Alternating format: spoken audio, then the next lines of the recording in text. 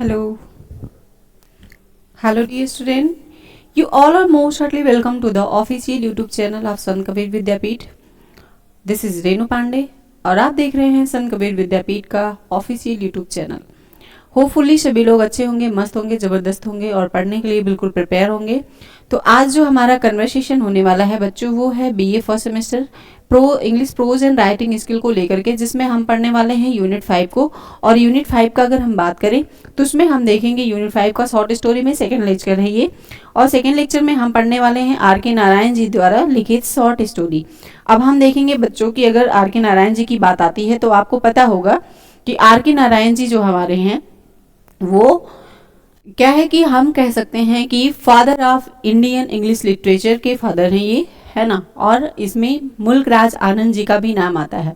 अगर हम पिछले लेक्चर की बात करें बच्चों तो हम देखेंगे कि बीए फर्स्ट सेमेस्टर में ही यूनिट फर्स्ट में हमने आर के नारायण जी का फुल डिटेल वीडियो यानी कि बहुत ही डिस्क्रिप्टिव रूप से हमने चीज़ों को पढ़ा है. आर के नारायण जी के एजुकेशन के बारे में, उनके लाइफ इवेंट के बारे में, अवार्ड के बारे में और बहुत सारी शॉर्ट स्टोरियों के बारे में कि जो आर के नारायण जी द्वारा लिखित है. तो उसी क्रम में आज हम बात करेंगे बच्चों की, जैसे हमारा आप देख पा रहे होंगे जो आज का सेशन है वो है बीए फर्स्ट सेमेस्टर को लेकर के, एनईपी 2020 यानी नेशनल एजुकेशन पॉलिसी को लेकर के है. और इसमें हम आर के नारायण को ज़्यादा नहीं पढ़ने वाले हैं क्योंकि इनकी पहली ही लेक्चर अपलोड कर दी गई है और अगर आप नहीं देखे हैं तो जाकर देख सकते हैं. और आपको ये भी बता दूं कि SKVP PG कॉलेज पे यानी कि संत कबीर विद्यापीठ के ऑफिशियल यूट्यूब चैनल पर UGVG की लगातार क्लासेस ऑल सब्जेक्ट की चल रही हैं. और अब हम अपनी क्लास को स्टार्ट करते हैं. तो बच्चों अगर हम बात करें तो हम देखेंगे कि जो आर के नारायण जी द्वारा लिखित शॉर्ट स्टोरी है जिसके बारे में हम बात कर रहे हैं, आज हम जो पढ़ेंगे वो है शॉर्ट स्टोरी और इसी के बारे में हम पढ़ने वाले हैं. तो बच्चों अगर हम आर के नारायण जी द्वारा लिखित शॉर्ट स्टोरी की बात करें तो आप एक नज़र देखेंगे कि आखिर क्या है जो आज हम पढ़ने वाले हैं, आखिर क्या है जो हम पढ़ने वाले हैं. तो आप देखेंगे एन एस्ट्रोलॉजर्स डे, जिसको लिखा था बाय आर के नारायण. आप देख पा रहे होंगे आई होप, आर के नारायण जी द्वारा लिखित एन एस्ट्रोलॉजर डे यानी कि एक ज्योतिषी के बारे में आर के नारायण जी ने बताया है. और किस तरह से आपको पता है कि आपके इस प्रेजेंट में भी ये जो एस्ट्रोलॉजर लोग हैं किस तरीके से अफवाह फैला रहे हैं, किस तरीके से लोगों को अंधविश्वास में डाल रहे हैं, उसी के बारे में आर के नारायण जी ने बहुत ही पहले चीज़ों को लिखा है और उसी के बारे में हम पढ़ने वाले भी हैं. आपको पता होगा कि एस्ट्रोलॉजर जो होते हैं उनके पास बहुत ही कई तरीके के इंस्ट्रूमेंट कह सकते हैं कि होते हैं, जैसे बहुत बड़ा पोथी पत्रा होता है और वगैरह वगैरह, बहुत मैनी डिफरेंट टाइप के चीज़ होते हैं जो शायद मुझे नहीं पता है, लेकिन मैं एक बार आपको दिखाना चाहूँगी. तो देखेंगे आप यहाँ पे कि अगर एन एस्ट्रोलॉजर डे की बात करें, है ना, जो थे उनकी बात करें तो आप यहाँ देखेंगे कुछ ऐसा मटेरियल्स आपको दिखाई दे रहा है जो ये लोग उपयोग करते हैं और किस तरीके से कहते हैं कि अपना हाथ दिखाइए, अपने हस्तरेखा के अकॉर्डिंग ये आपका जीवन बताते हैं, आपका फ्यूचर बताते हैं. लेकिन ये सारी चीज़ें शायद सही होती हैं, नहीं होती हैं, मैं इसको बहुत ज़्यादा नहीं जान सकती या बता सकती आप लोगों से. ये आपके ट्रस्ट पे मतलब होता है कि आप ट्रस्ट कर पा रहे हैं, आपका यकीन कैसा होता है, लेकिन ये अंधविश्वास ही होता है. मेरा जैसा मानना है, मैं जैसा मानती हूँ कि ये एक अंधविश्वास ही होता है. ये मेरा खुद का भी मानना है और मैं कुछ पर्सनल बातें इसमें नहीं कहूँगी. ऐसा क्या है कि शॉर्ट स्टोरी में भी लिखा हुआ है कि हमें अंधविश्वास में नहीं रहना चाहिए. और अगर हम बात आगे इसी में करें, इसी सेशन में, तो हम देखेंगे कि एन एस्ट्रोलॉजर डे जो है वो आर के नारायण जी द्वारा लिखित है. और इन्हीं की बातों को पढ़ करके हम ऐसा जान सकते हैं कि जो एस्ट्रोलॉजी है आज की वो भी बहुत ज़्यादा अंधविश्वास में ही है, बहुत ज़्यादा हम भरोसा कर लेते हैं. तो बच्चों आज हम इस शॉर्ट स्टोरी में एक बहुत ही फंटास्टिक कह सकते हैं, बहुत ही फंटास्टिक स्टोरी को सुनने वाले हैं और हम इसको डिस्कस करने वाले हैं. तो एक बार हम पीछे मुड़कर चलते हैं और देखते हैं आर के नारायण जी का डीओबी और क्या है उनका डेथ देख लेते हैं। तो बच्चों अगर बात की जाए आर के नारायण जी की, ये जो ग्रेट राइटर आपको दिख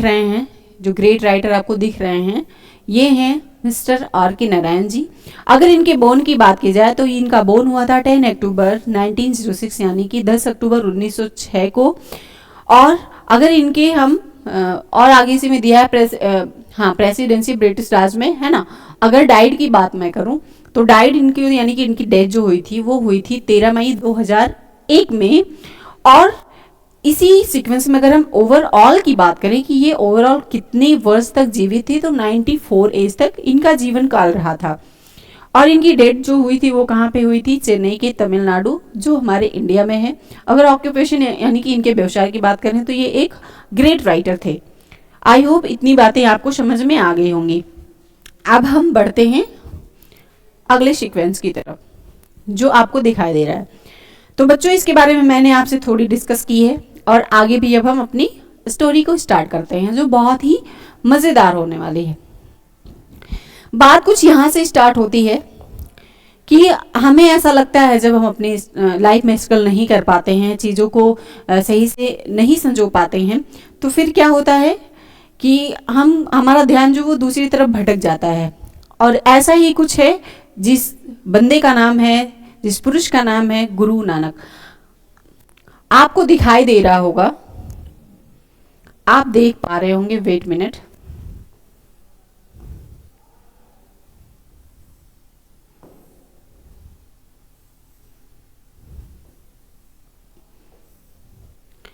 आपको दिखाई दे रहा होगा और आप देख पा रहे होंगे, है ना, स्क्रीन मोड पे। ये जो बंदा है, ये जो पुरुष है या जो मैन है, आप जो भी अपनी लैंग्वेज में कह सकते हैं, ये जो मैन आपको दिखाई दे रहा है बच्चों, इसका नाम है गुरु नानक। गुरु नानक, इस मैन का नाम है गुरु नानक, है ना। और ये जो आपको दिखाई दे रहे हैं ये एस्ट्रोलॉजर जी हैं, बड़ी बड़ी मूछे, है ना, ये एस्ट्रोलॉजर जी हैं। अब एस्ट्रोलॉजर जो हैं ये क्या करते हैं अपने बिजनेस के लिए, एस्ट्रोलॉजी क्या है, एज अ बिजनेस ही है, इसको बिजनेस ही कहेंगे। ये अपने बिजनेस के लिए लोगों को अपनी तरफ अट्रैक्ट करता है, झूठी मूठी कहानियां बताता है कि आपके साथ ये हुआ था, है ना। जिसके बारे में ये कुछ जानता है उन्हीं लोगों को बुलाता है और ऐसा बोलता है कि आपके जीवन में ये चीज हो चुका है, आगे ये होने वाला है और अभी आपके लाइफ में ऐसा चल रहा है।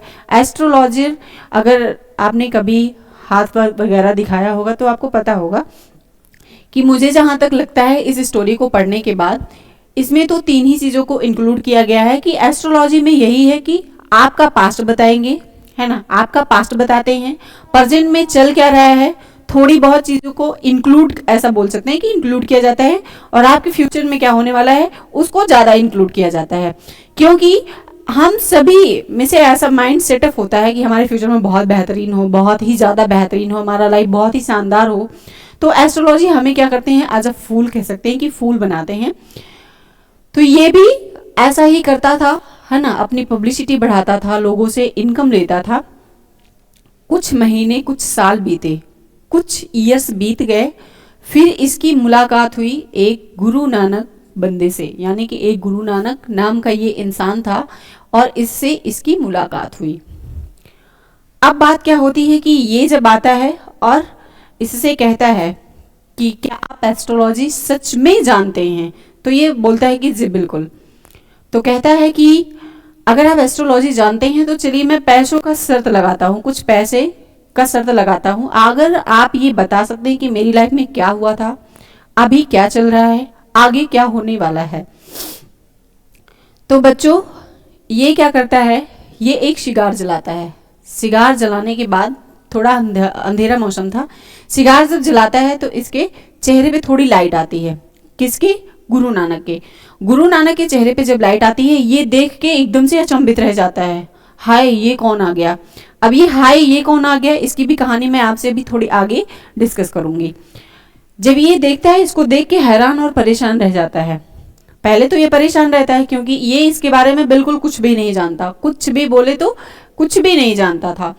लेकिन होता क्या है कि जब ये ये सिगार जलाता है और ये इसको देखता है, इसके चेहरे पे लाइट पड़ती है सिगार की, तो ये अचंभित रह जाता है। क्यों अचंभित रह जाता है, अभी आप अपने माइंड में सोचें और हम अभी आगे बताएंगे। फिर ये बोलता है कि ठीक है तुम जाओ भाई, मुझे तुमसे पैसे वैसे कुछ नहीं चाहिए, तुम जा सकते हो। फिर ये बोला नहीं, मैंने शर्त रखी है, तो मैं बहुत जुबान का पक्का इंसान हूँ, मैं बिना शर्त कंप्लीट किए नहीं जाने वाला हूँ। ये जिद पे अपने अड़ जाता है, जिसका नाम गुरु नानक रहता है। जिद पे अड़ने के बाद बच्चों होता कुछ ऐसा है कि ये जिद जब कर लेता है तो ये बोलता है कि क्या मैं सच में तुम्हारे बारे में बताऊं? तो बोलता है जी बिल्कुल, अगर आप सच बताएंगे तो मैं आपको बहुत सारे पैसे दूंगा, बहुत सारे मनी दूंगा। ये क्या बोलता है कि क्या कभी आपके लाइफ में आपका एक लाइफ पार्टनर था, लाइफ पार्टनर आज स्पाउस को नहीं कहेंगे, फ्रेंड की बात हो रही है यहाँ पे। ये बोलता है क्या आपका कोई बहुत ही बेस्ट फ्रेंड था, है ना? तो बोलता है कि हाँ था, जिसे मैं अपना सब कुछ मानता था, मैं अपना लाइफ पार्टनर भी मानता था, है ना? तो पार्टनर एक लाइफ पार्टनर होता है वाइफ, मैं उसकी बात नहीं करूंगी क्योंकि जैसे इस शॉर्ट स्टोरी में लिखा हुआ है मैं उसी के अकॉर्डिंग बता रही हूँ। तो ये बोलता है कि हाँ मैं उसको अपना सब कुछ मानता था, और क्या हुआ कि एक सिचुएशन ऐसा आया था जिसपे मैंने क्वेश्चन मार्क लगाया था। अभी मैंने क्वेश्चन मार्क लगाया था कि भाई तुम जाओ, मैं तुम्हारे पैसे मुझे नहीं चाहिए। अब कहानी वहीं से स्टार्ट होती है कि जब चेहरे को देख के ये परेशान हो गया था, तो क्यों हो गया था? एक्चुअली ये इससे बताता है कि कुछ महीनों के पहले क्या तुम एक दोस्त के साथ कहीं जा रहे थे और उसने तुम्हें अधमरी हालत में छोड़कर तुम्हारा साथ छोड़ दिया था। तो ये बहुत सदमे में चला जाता है, सोचता है कि हाँ ऐसा भी होता है एस्ट्रोलॉजी में, क्या ये सच है? नहीं, बिल्कुल नहीं, हम ऐसा नहीं मानेंगे। तो फिर ये थोड़ी बातें और बताता है कि तुम बहुत अधमरी हालत में थे और जो तुम्हारा मित्र था वो तुम्हें एकदम मरा हुआ समझ के रोड पर छोड़कर चला गया था। तो यह अचंभित रह जाता है, बोलता है हाँ बिल्कुल तुम्हारी बात तो सच है, लेकिन कहता है मुझे जो मेरा मित्र था जिसने मुझे रास्ते में अधमरा छोड़कर चला गया था, जो मुझे उससे बदला लेना है, मुझे उससे मिलना है, क्या तुम बता सकते हो कि वो अभी कहाँ है? ये इतना बुद्धिमानी दिखाता है ना इस पर्सन से। ये बोलता है कि जो तुम्हें मारना चाहता था, अधमरी हालत में छोड़ के चला गया था, उसकी कुछ महीनों पहले या कुछ दिन पहले, है ना, as a highway lorry accident में उसकी मृत्यु हो गई। अब वो इस दुनिया में नहीं है। ये जो एस्ट्रोलॉजी है ये गुरु नानक को ऐसा विश्वास दिलाता है, लेकिन कहानी में बच्चों सच्चाई कुछ अलग ही होती है। सच्चाई क्या है कि ये जाता है इससे जब दूर, ये पैसे दे देता है, बोलता है कि हाँ भाई ये तो बहुत अच्छी बात है, तुमने बहुत अच्छी बात बताई, मेरी लाइफ में ऐसा कोइंसिडेंस हुआ था, ये बात सच है। ये इसको खुश होके पैसे देता है गुरु नानक इसको पैसे दे देता है। पैसे देने के बाद होता कुछ यूं है कि जब ये इसको पैसे देता है ये घर जाता है और रात को ये एस्ट्रोलॉजी जब अपने बिस्तर पे सोता है तो अपनी पत्नी से एक बात शेयर करता है कि आज मैंने पैसे तो बहुत कमाए, लेकिन ये पैसे मुझे खुद के नहीं लगते हैं, मेरी मेहनत के नहीं लगते हैं, क्योंकि इसको खुद पे भरोसा नहीं था। ये एस्ट्रोलॉजर जो था लोगों को लूटता था, लोगों को लूट कर अपना इनकम सेव करता था। फिर ये जब रात को सोया हुआ था, कुछ रात बीती, यानी कि रात के 11-12 बजे 1 बजे जो भी टाइम हो रहा होगा, ये सो रहा था और अंदर ही अंदर सोच रहा था। अब रियल कहानी की स्टोरी यहाँ पे है, थोड़ी सी है, बस 2 मिनट का और। तो कहानी यहाँ पे ये होती है कि ये अपने ही मन में सोचता है कि आज अचानक मेरी उसी इंसान से मुलाकात हुई जिसको मैंने वर्षों पहले सड़क पर क्या है कि अधमरी हालत में मारकर छोड़कर चला आया था, और उसी इंसान से आज मेरा मुलाकात हुआ। मैंने अपने एस्ट्रोलॉजी से, या खुद में सोच रहा है कि मैंने अपने एस्ट्रोलॉजी का सहारा लेते हुए उसे कैसा मूर्ख बनाया, उससे पैसे लूटे, लेकिन ये गलत है। तो बच्चों आपको क्या समझ में आया कि एस्ट्रोलॉजी यहाँ पे R.K. नारायण जी द्वारा लिखित शॉर्ट स्टोरी में एस्ट्रोलॉजी का कोई मीन्स ही नहीं है, यहाँ पे कहानी कुछ और ही है। ये जो इंसान ने गुरु नानक को बताया था कि तुम्हारा कुछ दिन पहले कि तुम्हारे फ्रेंड ने तुमको अधमरी हालत में रास्ते में छोड़कर चला गया था, उसका क्या है कि लॉरी एक्सीडेंट में मृत्यु हो गई। जबकि यही वो व्यक्ति है, यही एस्ट्रोलॉजी वो व्यक्ति है जो इसका फ्रेंड होता है और बड़ी बड़ी दाढ़ी मूछें रख लेता है ना, और एस्ट्रोलॉजी का क्या है, काम धंधा अपना शुरू करता है, जिससे ये इसके पहचान में नहीं आता है। और मेन खलनायक यही एस्ट्रोलॉजी ही रहता है, मेन खलनायक जो है वो एस्ट्रोलॉजी ही रहता है, जो अपने दोस्त को सड़क पर मरी हुई हालत में छोड़कर चला जाता है।